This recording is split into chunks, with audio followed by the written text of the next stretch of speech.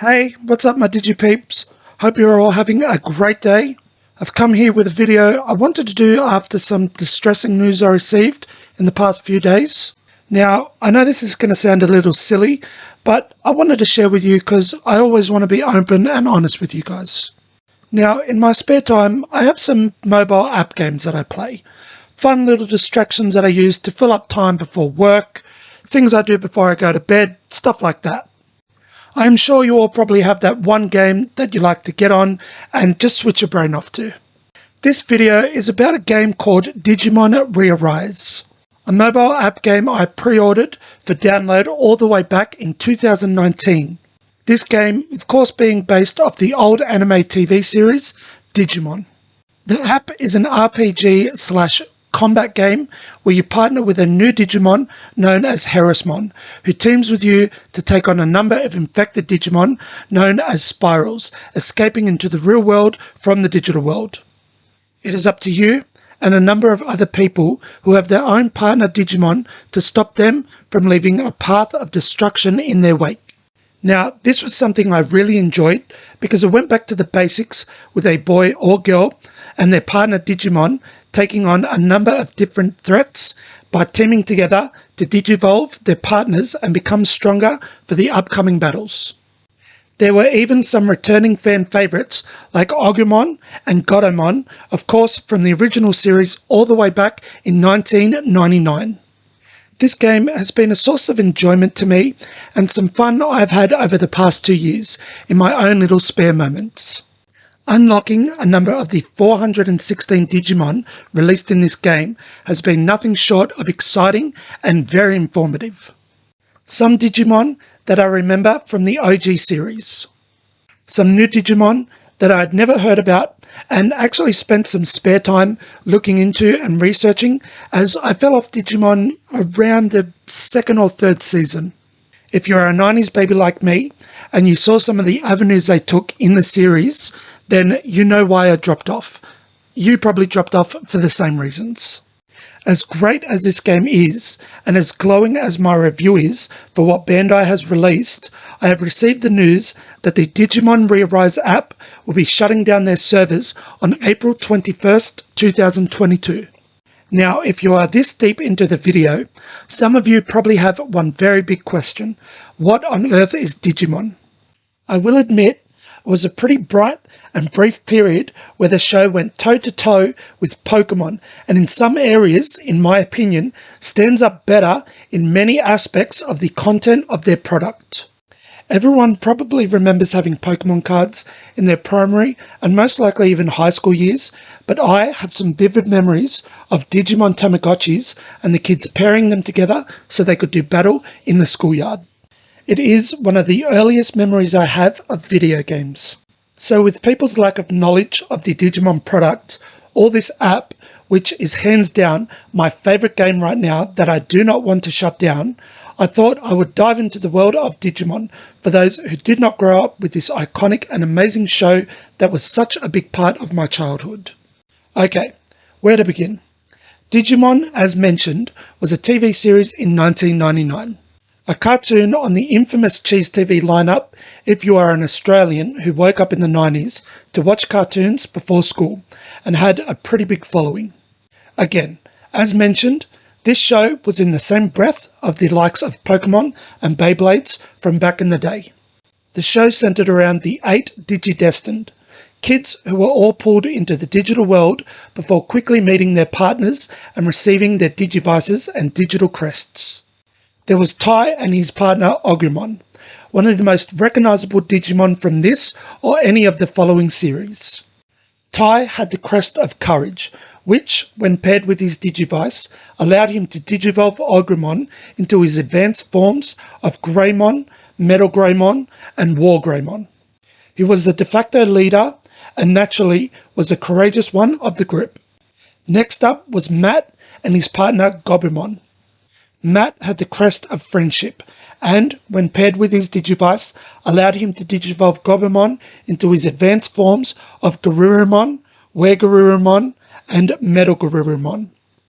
Matt was usually the one to butt heads with Tai, but when the two worked together, there was nothing they couldn't accomplish. Matt also had a little brother who was brought into the digital world by the name of TK. He was the youngest of the group and had the partner Patamon. He had the Crest of Hope, and when paired with his Digivice, allowed him to digivolve Patamon into probably the most iconic Digimon from the show, Angemon and Magna Angemon.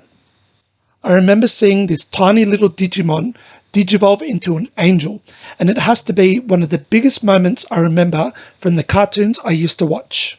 Moving on to the brains of the operation, and that was Izzy and his partner Tentomon. Izzy was a computer expert and had the crest of knowledge, and when paired with his Digivice would allow Tentomon to digivolve into Kabuterimon and Mega Kabuterimon. Now, I do not know why, probably because he was the only bug type of the team, but this Digimon has really stuck with me over the years. Then, of course, the ever-reliable Joe and his partner Gomamon.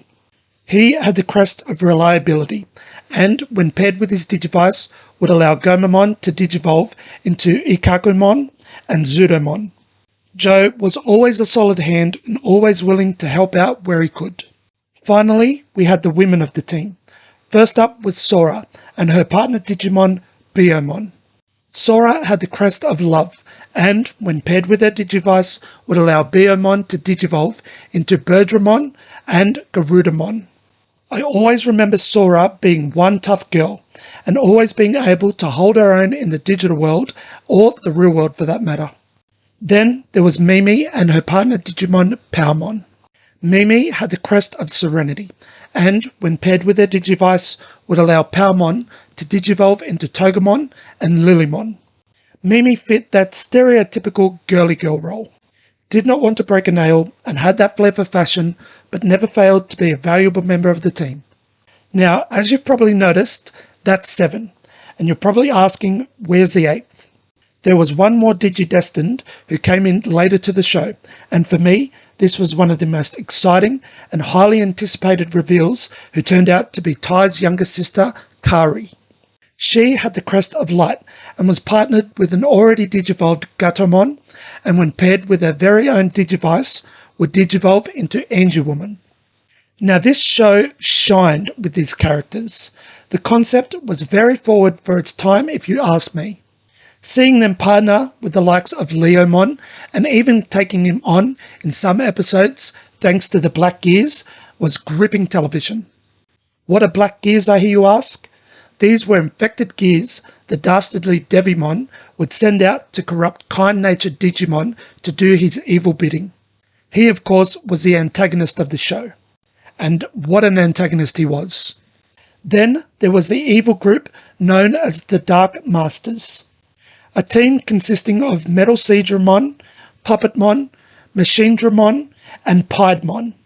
Fully evolved Digimon who partnered together and were honestly a real threat to the Digidestined. This show had some amazing stories, and the constant need for the Digidestined to grow and become stronger to meet the coming threats that the digital world would throw at them was just always such a pleasure to watch each and every week. These characters were complex and interesting, and I liked the fact that Agumon could digivolve into Greymon and then revert back to Agumon, a luxury that Pokemon did not have. Once Charmander evolved into Charmeleon, there was no going back to that cute little fire lizard that everyone fell in love with. Stories coming out in later episodes, like who was this mysterious 8th Digidestined? Who would be joining this group that had been on such a journey together? Then having it be Tai's sister, both he and Matt had that added bit of concern to step up and make sure they protected the group. The team really did feel like a family, and the bond they shared with their Digimon partners was something Pokemon could not compete with. Also, I don't know if I mentioned this, but the Digimon actually spoke proper English.